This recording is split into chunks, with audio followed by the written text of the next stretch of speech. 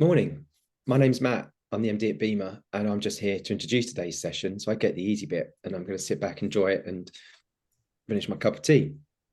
Welcome to our February masterclass.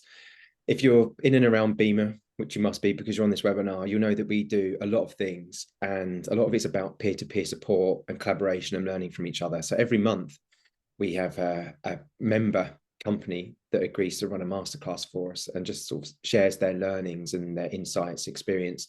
Because we've got a lot of really kind of this lovely eclectic mix of companies within BIMA, a lot of specialist agencies as well. So that's the whole point of it. Today, we've got 3 people from Base Creative. So thanks very much, Rebecca, Charlie, and Ian. I'm going to let you all introduce yourselves in a moment because I'm sure you'll do a far better job of it than I will. There's very little housekeeping today. It's webinar format, so we can't see you. You can see us, so sit back, feet up. I hope you like me and you've got a cup of tea, your Marmite and toast, whatever your breakfast is, and you can enjoy this one. But it doesn't mean that we don't want you to engage with our speakers. If you want to do that and you want to ask questions about the topic, please do so. It's best just to use the Q&A functionality in the webinar. You can also use the chat if you want, but Q&A is better if possible. And we'll all keep an eye on it. And throughout the session, or maybe towards the end, we'll get back to it and we'll answer your questions for you. Okay, so really, it's just down for me to say thanks very much, Rebecca, Ian, Charlie, for doing this today. Really, really appreciate it. I'm going to disappear, finish my cup of tea, like I just said, and enjoy it. Over to you. Thanks, Matt. I appreciate it. And hello, everyone. I suppose the best way to start a session like this is to tell a quick story. And it goes like this. So about 2 years ago, the 3 of us came up with this amazing idea. Let's become authors. I know that our colleagues will love us and our friends will envy us, and I'm sure our mums will be very proud. Now, I said that's about 2 years ago.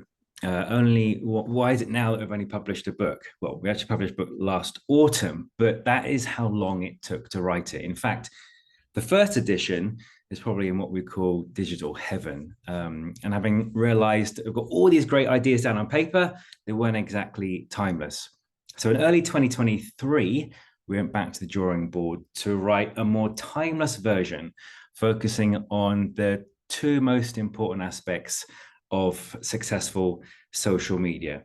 But I'm not going to reveal what those are just yet. Charlie, you're in charge of the slide. Could you progress it just one more forward? That'd be great. There we are. There's the book. There's the 3 of us. What I can tell you is that this masterclass is based on the best bits of the book. And with the information, the concepts in it, you should be able to instinctively apply the lessons to your social media marketing strategy, wherever you work, whatever the campaign is, or whatever the objectives. So there's no more buying likes or paying for comments, not that we were ever doing that in the first place anyway.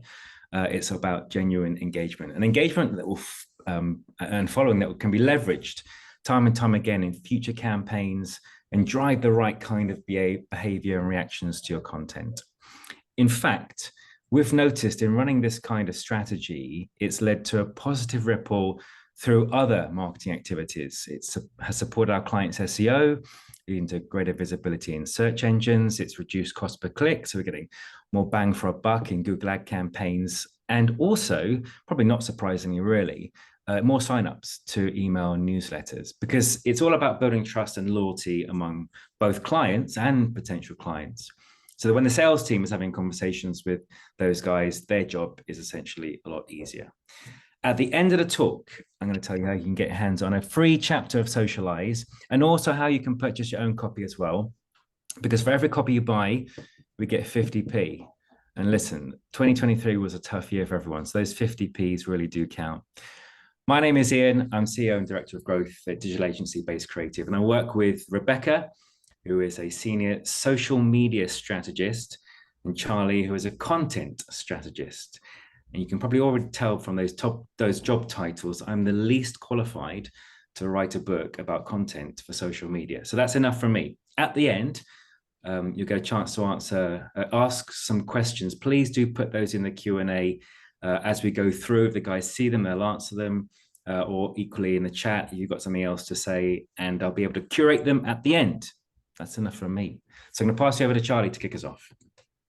Hey, hello, everybody. So As you probably have guessed from the first slide of this presentation, we're going to be talking about the ways that you can storify your existing content. But before we get into all of that, I want to show you a couple of posts from LinkedIn.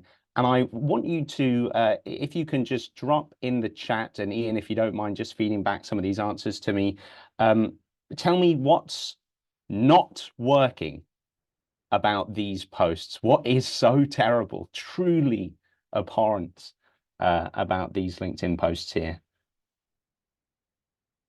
And I'll give you a minute just to sort of bask in those, whatever the opposite of basking is, to sort of, I guess, to cringe, perhaps. Any thoughts in the chat? Could get you started with a couple of things. First of all, they're horrendously short. He says that there is Caroline saying the first wrong thing is that they're all about me. Absolutely, yes, they are. They are all about you. Yeah.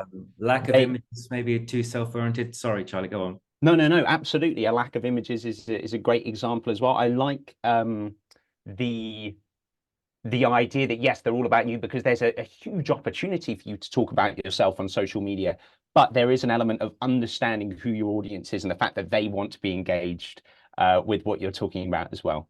Any other thoughts in the chat? My grammar is incorrect. There should be there are three pillars, not there's three pillars. Yeah, your grammar's pretty bad as well. We can get into your spelling. We can. Yeah, generic, Yeah, boring, and I think Jamie's kind of knocked it on the head here. No story. absolutely. Which really is what we are going to get into when we look at some positive examples.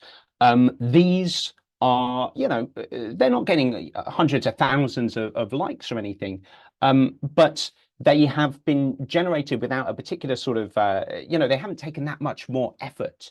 And they're getting way more comments and way more reactions across the board. All of these have an element of storytelling in them as well. One thing that I would like to point out, though, about these posts is that they are also connected to particular events that have happened. A move in office, the publishing of a book, a catastrophically damaged elbow, which does not always need to be the case. That's something that we're going to get into with this storytelling on social media later. You don't always need to wait for something in the real world to happen or to try and make something happen in the real world, because the truth is that your content itself isn't boring.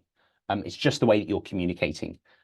So you really will find, and we'll get into some of these later, these side-by-side examples where we see the exact same content have an element of sort of storytelling techniques added to it, and suddenly the engagement is massively increased. I want to talk to you about some ways that you can begin adding storytelling into your social media content tomorrow, right? And one of the particular challenges of this is the fact that, while some authors might get to spend years and years locked away creating their sort of masterpiece, you need to be able to do this every single day. In fact, to make it more difficult, you need to be able to do this in some cases for clients, or need to be able to explain to clients how they can do this themselves. So the first recommendation that we want to give is that if you are looking for stories, you need to look for people to tell them. We'll get into that in a little bit more detail, but I want to do that through an example. This is MFG Motor Fuel Group, a company that we were working with to help them promote their launch of a EV power brand, an electric vehicle charging brand that is rolled out across the country. Their two major goals on social media were to first promote that EV power brand, and second, to find more people to sign up to become contract managers to run their sites across the country. These are what the posts that they had trying to achieve those goals were looking like. There is a time lapse there of the creation of a new forecourt, and there is basically a job listing. Both of these have images, and the person who put that in the chat earlier was right to point out that images are important, but what's really missing here is any sort of human element at all to make any of this content relatable. and to even open the possibility of a story being told to begin with. So in contrast to that, we began directly doing video interviews with some of the people who worked there, whether it was the CEO or whether it was individual contract managers at these sites, so that they had an opportunity to tell their story. These are not stories in the traditional sort of, hero's journey kind of. They're not particularly dramatic. There's nothing too crazy about them, but they allow people to put themselves directly into somebody else's shoes, so that, for example, somebody says, I was working at a forecourt in retail for 5 years, and now becoming a contract manager with Motor Fuel Group has allowed me to grow my own business and begin to find opportunities to open new sites. So just by allowing people to tell their story, as basic as it might be, suddenly we begin to see a lot more engagement, going from sort of 4 or 5 engagements on those posts to 100, 120, and 200 as well.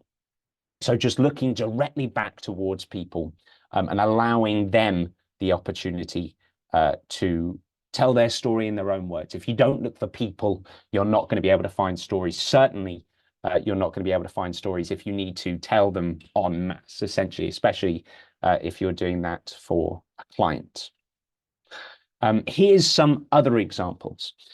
If you look on the left, and this is for another client called Cleantech, who are a large employee-owned commercial cleaning company. If you look on the left, you'll see again that, like with Motor Fuel Group, their goal is to hire more people. So we have a relatively generic job listing on the left, but we began to find that they were getting a lot more engagement when we turned directly to people who are on their teams and allowed them to, again, tell their story. So talking to Patrick Brennan in the middle there, who was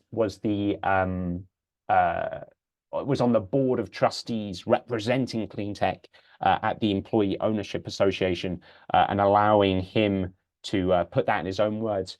And then on the right as well, there was a lot of talk about how they could promote their status as a disability confident employer. And they were having a lot of problems really just putting that information out there again and again, and nobody really seemed to care. But allowing people who had benefited from that support directly and who were willing to share their stories, simply to put it in their own words, made a huge difference and began to sort of get their foot in the door so that they could begin building a larger audience down the line as well. So to find your stories, look for people. You cannot generate all of this stuff yourself. You have to sort of go out into the world and find people who are working within these organizations, or indeed within your own organization, and talk to them. Don't worry about, locking yourself away in a cabin and coming up with your masterpiece.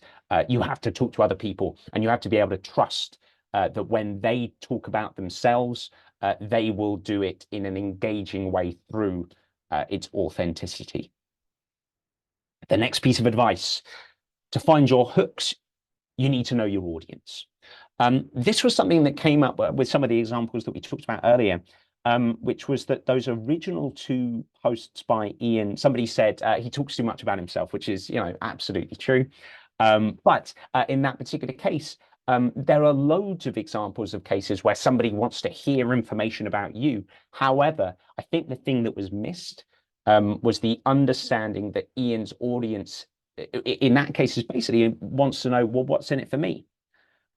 So when we talk about hooks, when we talk about understanding your audience, it's about prioritizing the information that you have to put the information that is most relevant to that audience group first. We'll get back into a couple more examples from the same clients here. So here are the hooks from some of those better performing Ian posts. They do, they relate directly to that milestone in some way. But when you look at that post on the right, this isn't a post inviting sympathy. One thing that we'll get back to later is that these kind of hooks don't always need to be kind of pithy one-liner kind of openings. Those are certainly an option. But there are other ways to approach this as well once you have a good understanding of your audience. So when we look at MFG, here are two versions of similar posts.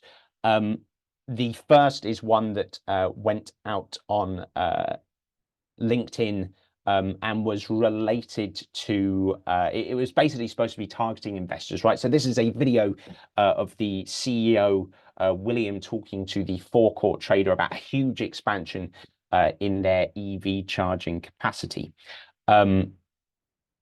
That begins with a more narrative hook that essentially sort of subverts the expectations that investors might have. So it begins when William and Jeremy set up MFG over 11 years ago.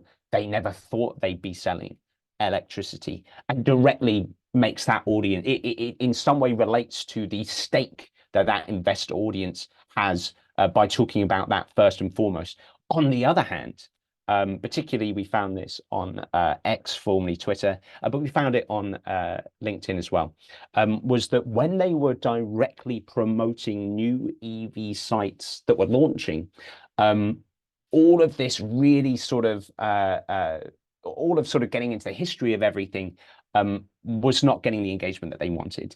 Instead, you could narrativize and you could tell that story, and indeed, all of the posts that had an element of storytelling about the, talking about this in sort of grand terms, their ambitions for expansion did really well. But the first thing that people wanted to know was what's happening and where is it happening and how is it relevant to me?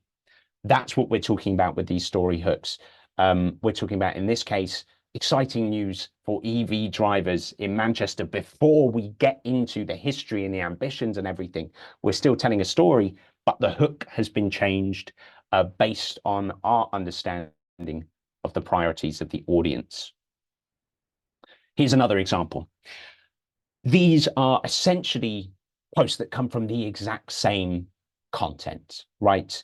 In both cases, it is an interview with a clean tech area manager called Antonio, who originally started as a cleaning operative on one of the sites and is now the area manager, having moved his way up through the business as it became employee owned. The difficulty, however, with the post on the left is that it doesn't understand that because this is for a employee audience or a prospective employee audience, that what they really want to hear and what they really want to prioritize is basically information directly from the horse's mouth, that they want to be immediately immersed into somebody else's experience. So the reason that I included this example is because, again, when we think of hooks, we can have the tendency to think of the sort of famous opening lines of novels or movies or things like that. And the opening to that post on the right, it isn't dramatic in that way, but it allows Antonio to tell his own story while understanding that the priorities of his audience are basically first-hand testimonies. And so just swapping the information around in that way and taking some of the information out of the article and putting it first in Antonio's words, that's what's important. So before I hand over to Rebecca in a minute, there's one final thought. Rebecca is going to get into this in far greater detail. One of the things that we talked about a lot is something that I think we've already touched on as well throughout this this webinar, right? Which is that when you read a book or you go to the cinema and you watch a film or you watch a TV show, when you engage with a story as a member of an audience in any of the ways that you generally do in your day-to-day life, the success or the failure of that story is totally subjective. Unless you're the producer and you're counting how much money it made, there is only really one way to judge whether or not it's successful, and that's whether or not you enjoy it. That can lead to a little bit of a fallacy then when we're put into the position of storytellers. And when we are put in a position where we need to be able to do that every single day, hopefully starting tomorrow, right? And to be able to embody different people's voices and to talk on behalf of a range of clients. You can't rely on sort of that subjective understanding of storytelling that you rely on as an audience member. You need to be able to find ways to measure it and to turn some of those sort of subjective ideas into really measurable metrics so that you can start tomorrow and continue to improve from there, so that you can begin to identify little things that are working with your audience, little turns of phrase, or again, prioritizing different kinds of information, and begin to measure it in an objective way, not only so that you can improve the way that you're telling these stories, but so that you can help empower clients to be able to do the same, even though they might find the prospect of storytelling on their social media incredibly anxiety inducing. So before I hand over to Becca, these are the main points that I want you to take away from this section. Stories can absolutely transform your everyday content, even if it's the same content. The addition of storytelling techniques is going to completely transform the way that people engage with it. To find your stories, you need to look for people. To find your hooks, you need to know your audience. You need to understand their priorities and make your storytelling as focused on those at the start as possible. And then you need to know how to set your goals, measure your results, and repeat and continue to improve. But I will hand over to Rebecca to get into that final point in more detail. And just let me know when you want me to move from slide to slide. Thanks, Charlie. Let's go. So, yeah, this section is going to be very data-driven, and we're going to be talking about how to ensure that your stories that you're telling through social are helping you engage with the right people, because ultimately that is going to be one of your goals for content. You are going to want to have the right people engaging, because that's going to help get towards whatever your goal is, whether that's increasing awareness, building an audience, generating leads. It goes across all kind of aspects of where you're aiming to. So if we pop on to the next slide, this is a quick quote from the book itself, actually. So it doesn't matter if you have the right message, if you target the wrong audience. There is a lot to be said for testing. And one of the things I want to walk us through, if we head on to the next slide, is how we can use testing to make sure that you are reaching the right audience and reaching the people that you are looking for. So one of the things that we'll start with is this. So this is an ideal client profile. And I would encourage you, whenever you are sitting down to write a piece of content or come up with a content plan, is to go through this, because each one of these points will ensure that you're really putting yourself in the shoes of your target audience and understanding exactly what it is you need to say to be relevant, to come up with the right hook, and to ultimately be telling the right stories as well to those right people. So some of the things that we'll touch on here. So situation, how old are they? What is their gender identity? Where do they live? Do they have a family? All of these situational traits are great, because you can, and this goes for all of these points actually, slowly and quite subtly weave them into your content. And situation is great because it's a way of becoming quite relatable very, very quickly. If we look at social status, so what interests do they have? What do they like to buy? What do they like to read? Where do they like to hang out? Do they like to socialize or not? This is great for storytelling, these points, because you can really tap into things that might be happening in the world. So if we look at the what do they read point, if there is a new book out, likewise, imagine if there's a film, you can tap into what people are watching currently or reading currently, and again, helping add relevance and interest to your post. Now, the next one, economic status. This is where things get really interesting, and I'll be looking at this in more detail as we go through. But thinking about if your ideal client is a business professional or an individual, are they a decision maker? And that's really, really key, because sometimes you might want to speak to decision makers. Sometimes it might not be as important for your end goal, but this is something that we can drill down into. And do they have disposable income? Again, a really good way of thinking before you write your story and publish it. What exactly are these people going through? What is their situation? And how can I make this post as relevant to my target audience as possible? Social media activity. So this is a big one, and it's kind of it feels obvious, but I think there's something to be said as well with how people are using social, where they're spending their time on social, and if it's for leisure or for work. So LinkedIn, we typically see and know it as a platform for people who are at work, maybe on the train, maybe commuting, maybe using Monday to Friday. But actually, this platform is in a kind of state of shifting to almost like the work equivalent of Instagram at the moment. Due to the types of content being posted and also the quantity of content being posted.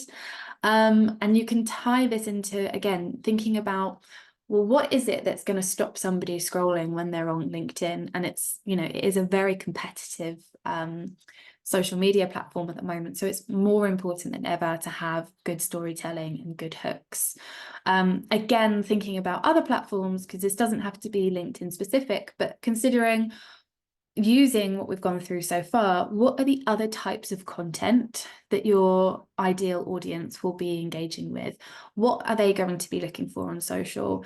Are they going to, for example, if it was Instagram, are they likely going to be looking for maybe carousel content, which can be quite informative sometimes? Or are they going to be looking at reels and just scrolling? And there's a slight difference sometimes, I think, with reels. You get people, because they're great at getting reach, but that might not necessarily be somebody who's being very specific with the content that they're engaging, versus carousels, which can be much more specific. So really, really put yourselves in the shoes of your target audience and figure out how they're going to be spending their time on social. And then think about the experience with you or your brand. So have they encountered you before? Do they already know about you or your brand? Or is this right at the beginning of their user journey with you? And that leads me on to the next slide, where we can talk about the different stages. So we've got awareness, consideration, action, and trust. And again, we need to consider where your target audience is, if they've encountered you before, or if this is the very first time that they have seen you. So if we're in the awareness stage, this is where they are likely to be unaware of your brand or your personal LinkedIn account or your Instagram page. And you can start to tap into people in this stage by engaging with industry related content. And this is a great opportunity to share perhaps more opinion-based content or kind of newsworthy content on what is happening within your industry. And at this stage, you're not trying to get people to immediately become a new lead or buy your product. This is just the awareness stage, so you still need to earn that trust. As we move throughout the user journey, so into the consideration stage, at this point, people are aware of the problem and they are seeking solutions. So you can start to talk about how whatever it is you are offering, whether it's a product or a service, what problems does that actually solve? So use what we went through on the previous slide to consider, okay, where are these people spending their time on social? What is their situation? Are they a decision maker or not? And think about the types of problems these people might be having and how you can offer a solution. And at this point, you really want to be educating about what it is that you kind of can offer. At the action stage, this is where ideally your ideal target audience will turn into leads. So they will have awareness of you, they will understand what it is you're offering. And at this point, it's all about setting yourselves apart from competitors. And this is where storytelling can be really, really powerful. So if I talk about LinkedIn again and how saturated the platform is at the moment, one of the things that we've seen, especially in the last 12 months, is that company pages, especially ones either with smaller audiences or perhaps they're new businesses that have started out, it is incredibly difficult to grow the audience size, but also just be seen on the newsfeed. So having your kind of employees, having faces to the brand is more important than ever, because it is much more accessible and possible, to be honest, to build that engagement using the people within your business. And this is, again, as Charlie talked about, why it's so important to have that human interaction with your content. And this leads us into trust as well. So once you have built that connection with your audience and they feel they can trust you, and they might have become a lead and they might have bought your product or your service, this is where you can start getting into some of that more testimonial style content that we've seen, and let your audience do the talking for you, essentially. And this is so powerful on social as well, because it just, I know I've just said it, but it instills trust in other people. And it also is a great way of building engagement, because naturally it prompts conversation. So let's use an example of, if you were selling a service and it had completely transformed how somebody in your target audience ran their business, and they were becoming more profitable because you'd saved them time using your service. If they write a story, and there are ways to do it in which we can talk about later, this is going to prompt conversation. People within their own network are going to want to know, well, what is it that you have been using? How have you managed to save this time and become more profitable? And so it kind of all just starts this domino effect like that within your kind of extended network. So let's take all of that on board and go on to how we can look at the metrics. So we've got the stories, we're writing them, you've got a content plan in mind. How do we actually pull out the insights from this and adapt our content to become even better? So if we move on to the next slide, I've got a couple of examples for you. So I'm going to use LinkedIn. And LinkedIn, from an analytics perspective, is a bit of an interesting one. Now, some of you who are watching might have creator mode turned on, some of you might have it turned off. If you've got it turned off, I wouldn't worry, because it's going away soon anyway. However, it does give you more insights than you would if you don't have it turned on, but that's coming to everyone soon. Now, the analytics are quite often overlooked because they're a little bit difficult to get to. And at first glance, they don't tell you a great deal of information. So using this post I've got here, having a quick look, I can see the top demographics of unique viewers. And we're looking at an industry point of view and a job title point of view. Now, this is good. This is interesting, but it's not too valuable at this point in time. Unique viewers are giving me an indication as to obviously who's seeing my content. However, this doesn't tell me who's engaging with it. So from an industry perspective, okay, people from the advertising services industry are seeing my content. And it looks like a lot of social media managers are seeing my content. But that doesn't really give me too many insights into what I can do next. How, if I was going to share a piece of content like this again, could I improve it? And am I reaching my target audience? It's kind of an unknown. So let's go on to another example here. So this post, it is a little bit more story driven, and it's all about my ins and outs for 2024 in a work point of view. And this one, let's have a look at these analytics. So if we head to the next slide. Now, if you do a little bit of digging on LinkedIn, and I'd really recommend that you do this, you can actually have a look at the different percentages and reactions of who is actually properly engaging. So not just viewing your content, but engaging. So we're going to talk about reactions to begin with. So reactions as a metric on LinkedIn, I think, are some of the low-hanging fruit. They are quite easy to achieve, but they're still obviously valuable, and they can help your content kind of build awareness within your network. And if we look at this slide here, we can start to identify some key points. So if I look here in the highlights panel on the left-hand side, I can see the top job title is social media manager. Now, I've kind of already had an inkling of that from looking at, unique viewers, but this is telling me that my content is resonating with industry peers. So I want you to take this into consideration and think about a piece of content that you've written or you've got planned, and think, who would I love to have reactions from on this piece of content? Now, I'll use me as the example because it was my post. Do I want to connect with other social media managers? Yeah, probably. That's kind of who my target audience is. I like to build up a group of industry peers. It's really helpful when it comes to networking, going to events, that kind of thing. So this would be seen as quite positive for me. If, however, let's say I was looking at focusing more on people in content. So if I was looking for more Charlies in the world, then this would tell me, okay, I've got reactions, which is good, but the types of people and the roles that they have is maybe a little bit off to what I'm aiming for.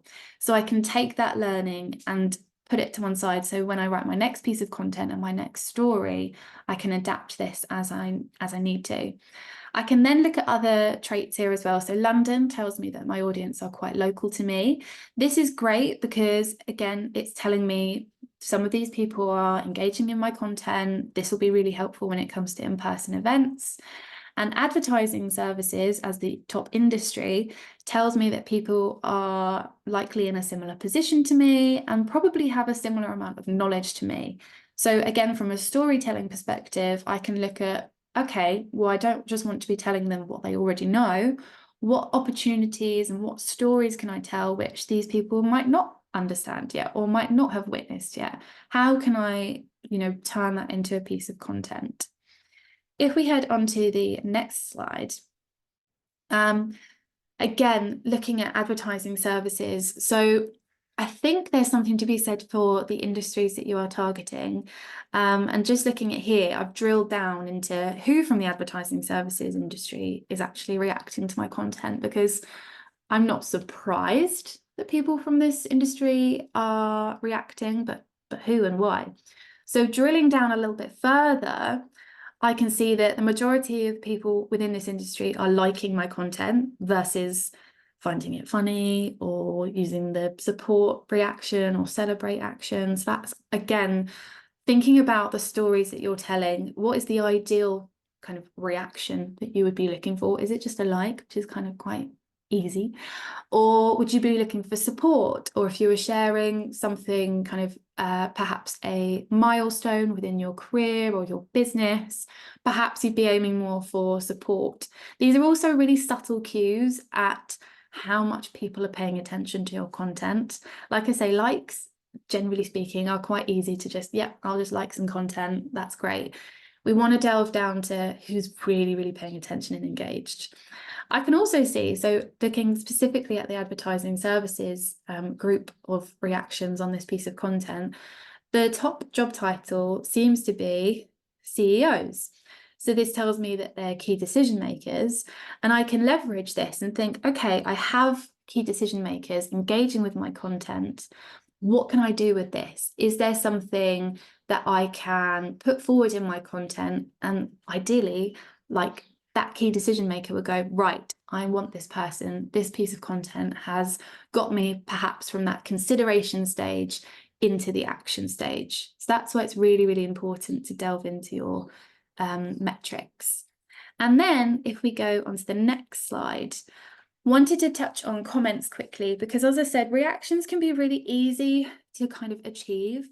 Comments are a lot more difficult, especially when you're trying to build valuable comments. So again, I think there's a difference between getting a lot of comments on a piece of content, which might just say, great, or thanks for sharing. They're not bad, but they're not really super valuable. And what you want to be aiming for with your comments is prompting proper conversations in there. Again, this will help expand your reach across different networks, potentially even showing more value, maybe even telling more stories in the comments. And again, really drilling down with who is actually engaged. So looking at, again, the analytics from LinkedIn here, I can see specifically who was commenting. Was again, the top job title out of these people was CEOs. So that tells me that I've sparked conversation with key decision makers in my industry. So I want you to think about the types of content that you're posting on LinkedIn and how you can drill down and really figure out, right, who am I building this conversation with? Is it the right people? Are they at the right sort of stage? If not, maybe this is the time I can get them further down that user journey funnel and get them into the action stage from the consideration stage. And if, when you look at your analytics, it's actually quite opposite to what you're expecting, then you know what you need to start working towards and start tweaking.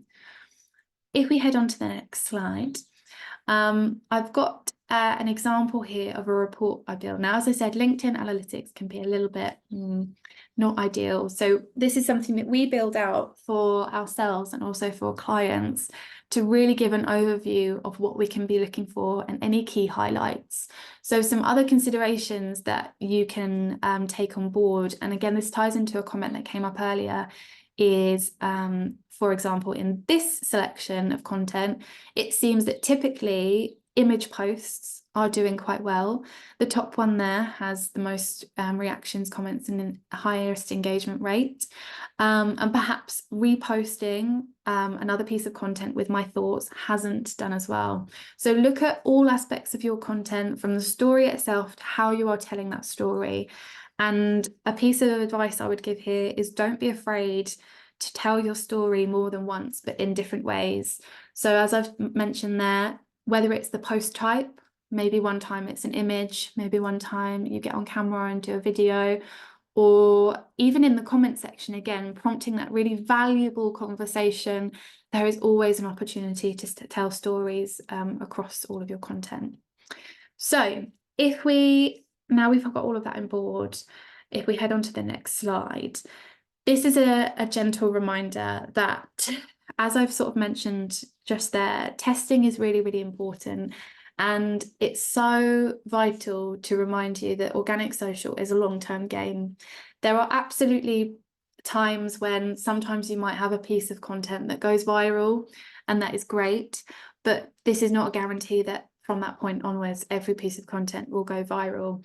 It's really, really key to keep an eye on your analytics and don't let it constrain you and feel like you've got to, write in a certain way because the analytics say X, Y, Z, but just use these insights specifically when you're looking at the audiences that you're engaging with to slowly tailor and tweak your content so that you know you are reaching the right people, and ultimately the right actions will then happen.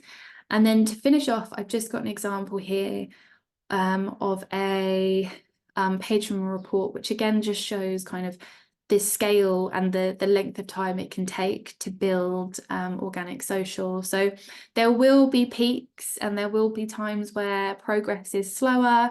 There are so many other factors as well, but just a reminder to keep going and test as much as you possibly can. As I said, don't be afraid to tell your story more than once and try telling it in different ways for your audience. So in summary, if we head on to the next slide, you need the right people to engage. Break your stories down into metrics and see who is engaging and if they are the right people, or if you want to change something about how you're telling your stories to make sure you're reaching the right people. And remember that there is no quick fix and it's not an overnight, ta-da, I've done everything. It's a long-term game before you get the results that you might be looking for, but it is achievable. And now I think I'll pass back over to Ian for questions. Brilliant. Thanks very much for that, Becca. I know obviously I've seen that session and the content before, but the stat that always kind of it makes me think is that audience insight bit, right? So you showed some insights about the kind of people that are looking and engaging with your posts, and then being able to use that insight and adapt your content and your stories kind of accordingly. That for me is kind of like the big nugget. All right, so Q&A time. We've got a few questions. Also, probably a point to remind you guys here as well. If you've got a question, smack it into the Q&A now. And if you've got time, which you hopefully should do, we'll get round to answering it. First up, though, great question to kick us off with. A lot of the examples in the deck were about companies, say, using their employees and stories within the company and bringing them out and posting them. As the question is, what if you're a freelancer? How do you find people and persuade them to essentially promote you by lending their face to your social media post? What's your view on that, Charlie? Do it for them, I think would be my advice. Show that you are willing to tell other people's stories.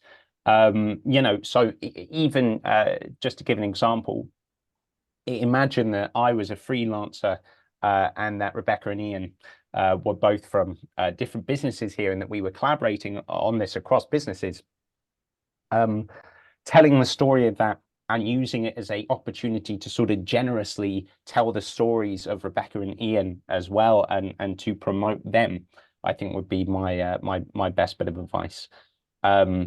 As always, I think it's important to, you know, make sure that you've got a very clear sense of, you know, what your business goals are, what you're hoping to get out of social media with this, but absolutely, basically, be the change that you want to see in the world, would be my advice. Rebecca, I don't know if you have any other thoughts on that. I think it builds on it. So like you're saying, one of the things that we do occasionally is just jump on a call with whoever it is that we've worked with, and it almost is like an interview, but record it, and then you can, from that conversation, you know, get their honest thoughts, obviously check that they're happy for it to be shared, but you can then turn that call into a piece of video content. You can pull out quotes. You can even take a nice like still image as well of you both on that call, and I mean, even then you've got 3 pieces of content.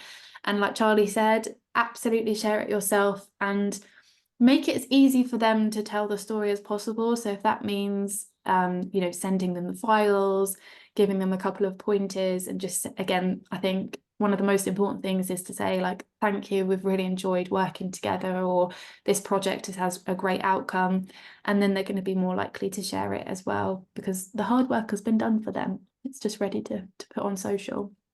A lot of freelancers as well, you know, making themselves the story essentially, and that I think has worked quite well. So there's potentially something there with regards to, you know, not needing to be inside a company, or equally needing anyone else's face for that matter, and seeing some success there. Our next question is about the what's our view on controversial posts. So posts that spark maybe a conversation that you're going to get a lot of people disagreeing with, perhaps. Is that good? Is your publicity good publicity?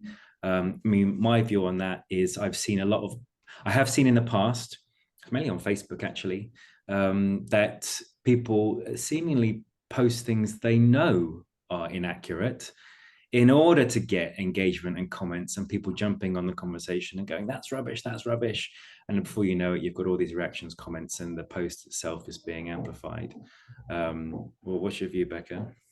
I think you've got to make sure that you're not being controversial for the sake of it. So if it was, like you said, sometimes you might see pieces of content out there that are genuinely inaccurate and just trying to sort of stir the pot. I wouldn't recommend that.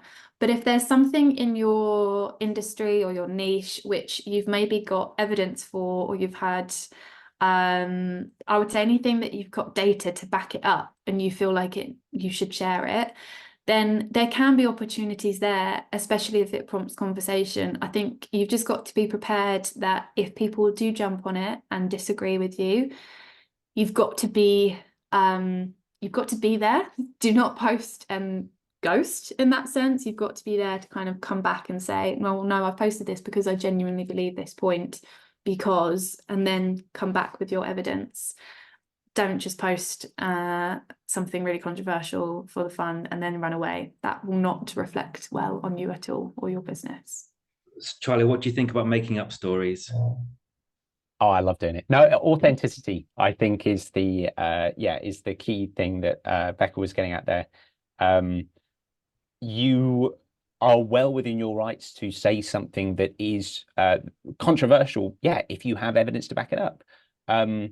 There isn't really any benefit to you of basically, when we've talked about this idea of like individual storytelling from like a brand building perspective, that requires authenticity, almost just for a level of what do you call it, when everything's, you know, the same.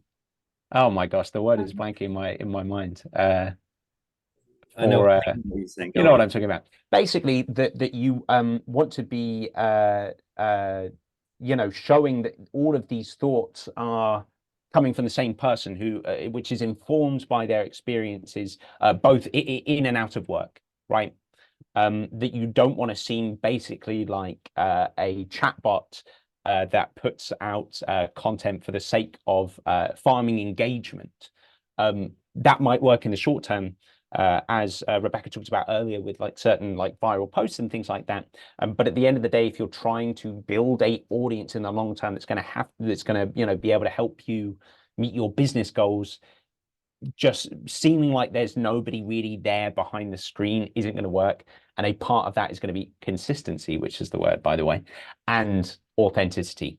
So nothing wrong with being controversial, but make sure that it's coming from an authentic place that is informed by experience. And if you are, putting an opinion out there, absolutely encourage engagement from other people. Say, this is something that I've noticed, or, tell a story about how you've observed something in the industry over time, and you're curious to hear if other people have observed that same thing or not. It's not always other people engaging with your content and disagreeing with you in a productive way isn't a threat, right? And is going to continue to sort of help you build that audience and tell your story. Thanks, Charlie. We've got a few more questions. I'm keen to get through as many as we can. Probably one for you, Becca. So the poster said they've worked with clients who've had the problem, the majority of their actions are coming from their employees. It's great to see employees engage with content, but obviously LinkedIn is an internal comms channel. I suppose there's two questions in there. One is that a problem? It depends on what your goals are. So I would say typically it's not a problem. And again, I would definitely, in the last 12 to 18 months, that's one of the most common goals I have with our clients and what they want to achieve with LinkedIn. It's building that employee advocacy through LinkedIn. And sometimes companies do it really, really well, and some companies will find it a huge challenge to get any engagement from their employees at all. So having the engagement to begin with, I think, is something that you should and you can harness the value of that. What you can do, and I do understand, obviously you don't necessarily want it to be all in employees, because there will be other target audiences that you're trying to tap into. But again, encourage some of the techniques that we've talked through today, and almost use employees as ambassadors for the company, because they all have their own networks that can be leveraged if they are kind of being proactive with how they're sharing content. And that is one of the most effective ways that we've seen as well. Also, might sound obvious, but like, get people from different areas of the business and different, don't just have everyone in the senior leadership team sharing content. Try to get different people and kind of representatives from all areas, because they're going to have very different networks as well, which are kind of there to be leveraged. One quick question on engagement rate. In that table you presented, how are you calculating engagement rate? How is that calculated? That would have been the impressions and all of the interactions. So all of them, all of the reactions, divided by my impressions and then turned into percentage by 100. One quick question about how you account for differences across how the different platforms report. So Megan's saying she found TikTok engagement is skewed because their metrics say that over 1 second it counts as a view. Yeah. How do we account for that when we're talking with clients and comparing platforms? Yeah, TikTok analytics are interesting because, like you say, it can appear quite skewed. We're very transparent with diving into some of the other data that you can get. So the watch through rate is a really, really important one, and how many seconds people have been watching. And you can then almost filter out if they've not watched for more than 5 seconds, say, then that's not a kind of valuable view. I would also have a look at some of the other metrics. So the likes, the comments, shares, and saves. So shares and saves are, again, really, really valuable metrics, which I think hold more value than just a like. They're more kind of action focused. So I typically, when we're going through TikTok analytics, obviously I do look at views and likes, but look at, okay, this post over this one has more shares, that is resonating more, people are taking proper action from that piece of content. Let's look into why that's performed better than others, and what can we learn from that to incorporate into other pieces of content. Thanks, Becca. One more question that we've got time for. Charlie, feels like one for you. Would you tell a story differently depending on have a B2B versus a B2C audience? How would you kind of adapt the stories and content for those? Yeah, I mean, I think it comes back to what we were saying when we were talking about hooks, which is really understanding, there's going to be within a given business, like imagine, that the same business for some reason, it has like, posts that are going out for B2B and for B2C. There's going to be a noticeable difference between them, but the real drive behind those differences needs to be an understanding of your goals with both, right? So maybe, B2C, you could be, let's imagine that this is like a fashion brand, right? And they want to be able to appeal directly to customers, but they also want big stores to pick them up and distribute them like across the country.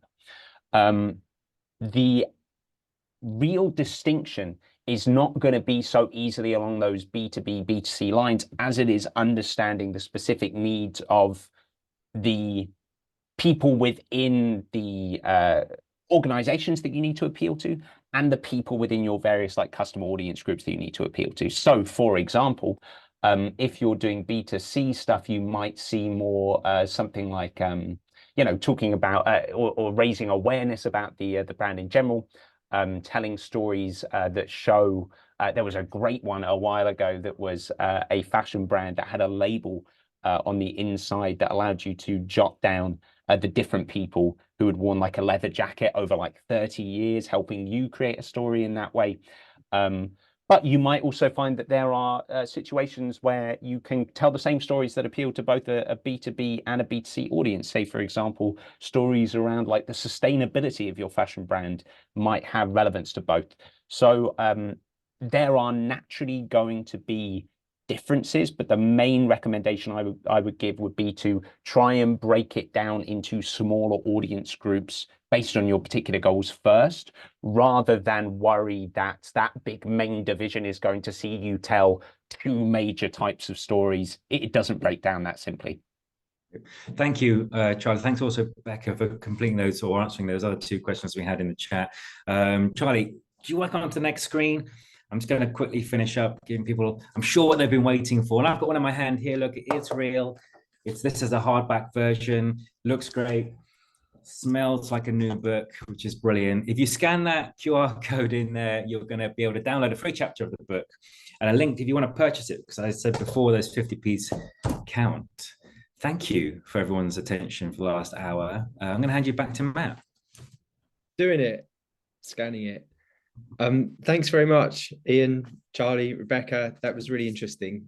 I like these because it's really important just to take some time out. I literally just sat there with a cup of tea and you just get to somebody else do all the work. And I learned a lot. Didn't have time for my questions, I'm afraid, but thanks for doing it. Thanks everybody else for signing in today. I hope you enjoyed that as much as I did. At the end of these things, I always have to give a plug for a few other things that are coming up. So here we go. Thursday this week, we've got a networking event run by our Shima network. The Shima network is there to sort of mend the gender gap.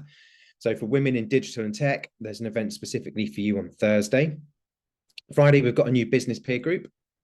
And next week, we've got an SEO peer group. Also, very importantly, if anybody's aware of the BIMA 100, it's our awards, but for people. So if you work with, you're friends with, have somebody that's just done something a little bit interesting and inspiring in digital over the last year, it's free to nominate. And the deadline has been extended a week. So we just want all those interesting stories nominated for, if we can. That's it. We're dead on time. Perfectly played. Thanks for joining. Thanks again for running that. And have a lovely day, everyone. My pleasure. See you soon. Thanks, guys. Thank you. Bye. Thank you.